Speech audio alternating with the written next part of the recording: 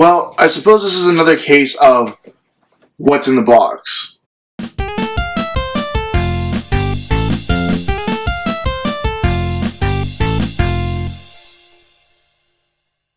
Hey everyone, my apologies for that kind of cruddy opening there.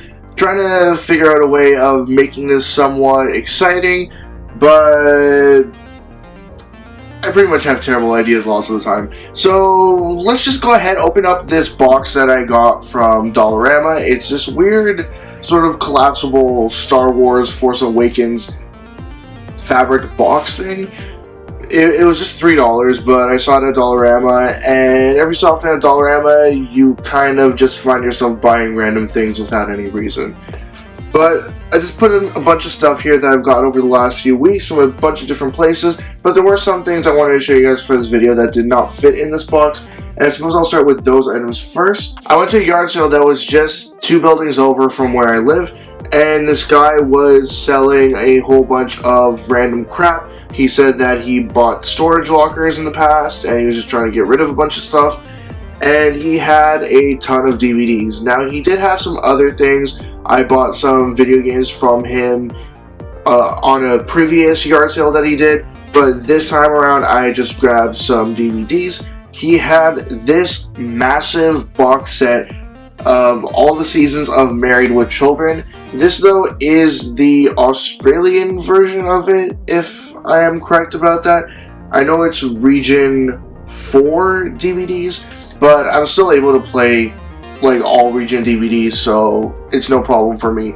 And I really did love this show when I was a kid, and to be able to have all 11 seasons of this show all together in my collection, very happy about that. The next item is a comic that I got from this video game slash toy show thing that was happening here in the city. I forget what the name of it is, but I know that they have held events in the past. There were only really like a dozen or so vendors there. It was really small. But I did see this one seller had a bunch of comics in really good shape, and I decided to grab this one and only comic from the guy. It is part of the What If series that Marvel put out, and this one is What If Captain America had led an army of super soldiers in World War II. And this one here was just $5. I thought $5 was a fair enough price for this comic.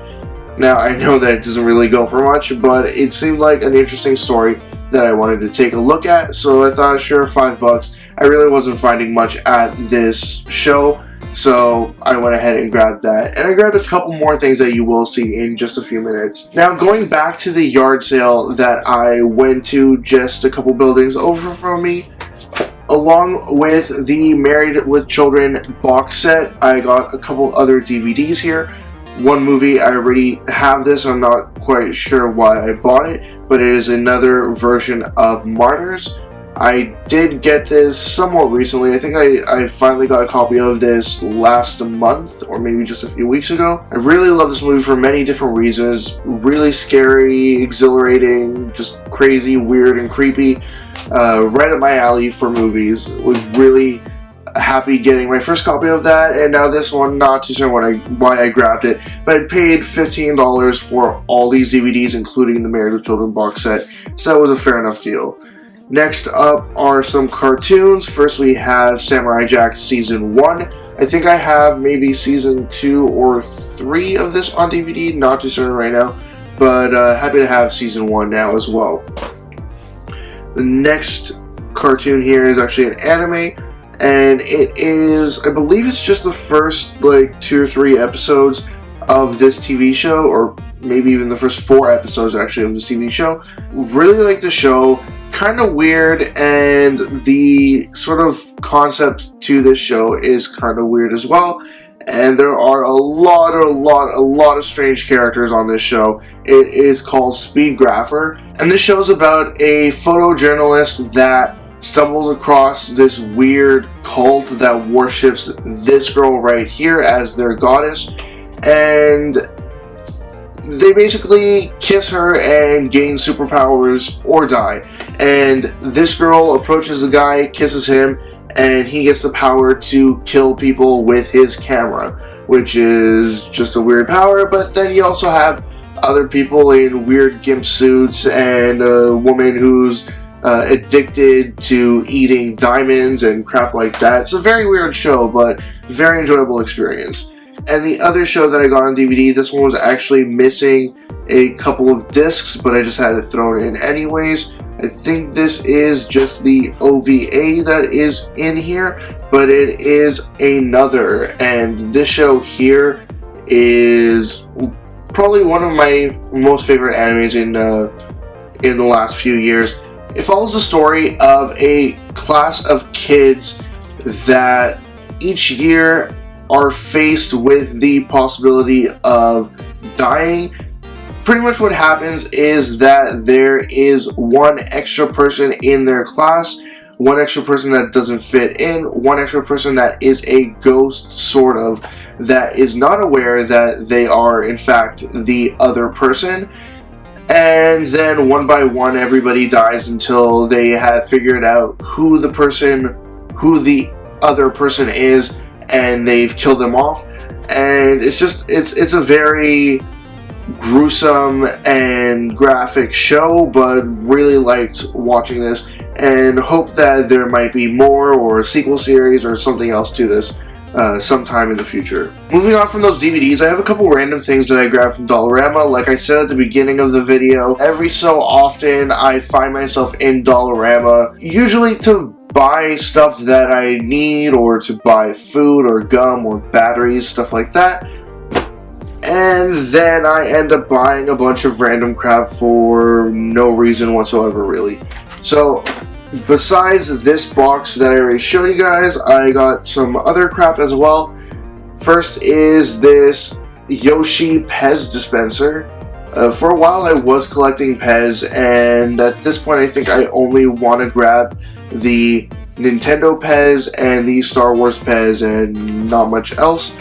But yeah, for a while I was just really into collecting Pez, and I still have a whole bunch of Pez dispensers, but they're in storage somewhere and I just haven't seen them in quite some time. Another item that I got from Dollarama is this Star Wars Darth Vader 120 line sheet journal, and this one here was surprisingly $2. I really would have thought that something like this would have been more expensive at Dollarama. Of course, first you assume that with the name Dollarama everything would cost $1, but it's not the case. They sell stuff for, I believe, up to $5 is the most expensive thing that I've seen in store there.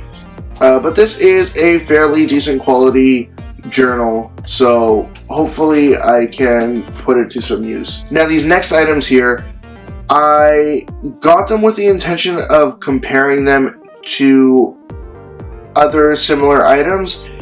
These ones here have been produced by Mattel and they're part of a Hot Wheels line, but I have seen other ones that are made by Hasbro that seem to be much better quality. They are these Star Wars die-cast spaceships. Here we have a Millennium Falcon and a TIE Fighter. I'm really sorry if I got that wrong, I just completely forgot right now. But packaging for these shows that they are supposed to be die-cast, but they are not entirely die-cast, and in fact they are mostly plastic, which is a shame. You can see that the wing sections here are actually made of a plastic, and the only die-cast part to it is the sort of body of the spaceship there. And as for the Millennium Falcon, I really can't tell, but I think the only metal part of this Millennium Falcon is the ring of metal around it, and both the top and the bottom are made of plastic, which really sucks because I was expecting something that was die-cast, but oh well, what can you really do about it? These both cost either $2 or $3 at Dollarama, and they had a whole range of Star Wars vehicles in their sort of Hot Wheels section. Now, to set the box off to the side and pull out some games that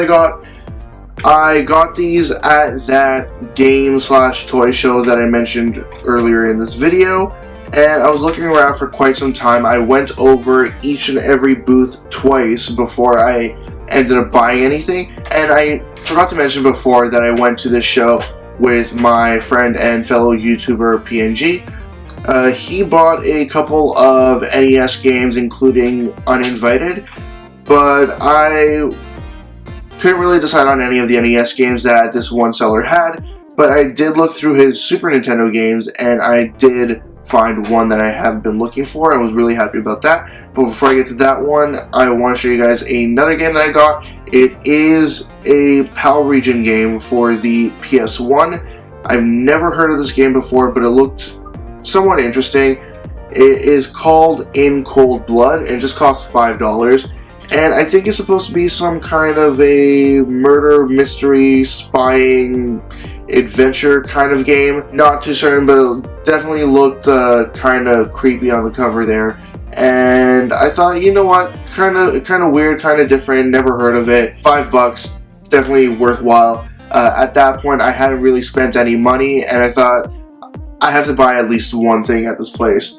But the last item that I got, the last thing that I bought on that day at that show, is a game that initially I was sort of not too certain if I wanted to go ahead and buy this copy of it because it is slightly damaged, but I still really wanted to play this game, so I bit the bullet and spent $30 on this game. It is a copy of The Lost Vikings for Super Nintendo, and this game here is a platformer where you play as 3 different characters. They are all Vikings, of course. I believe their names are Olaf, Eric, and something else, and I'm forgetting their names right now. I have no idea why I am forgetting names right now.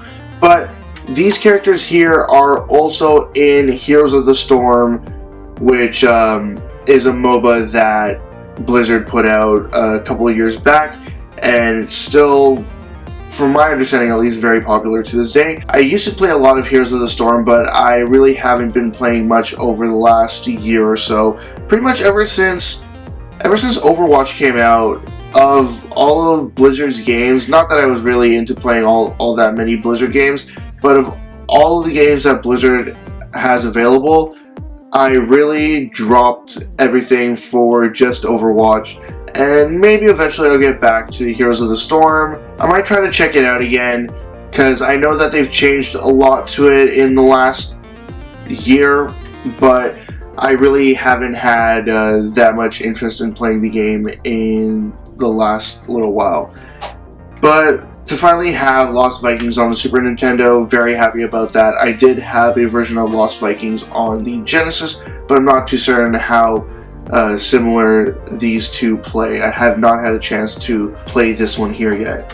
But that's it. That's all I wanted to show you guys. As always, leave comments in the comment section below. Anything you'd like to say, comments, questions, suggestions, ideas, anything at all, just put it in the comment section below. And I will get back to you as soon as I possibly can. Check out my Facebook, Twitter, and website. They are all linked in the description below. And also linked in the description below is a link to my 500 subscribers contest. Check that out as well if you'd like. And that's it.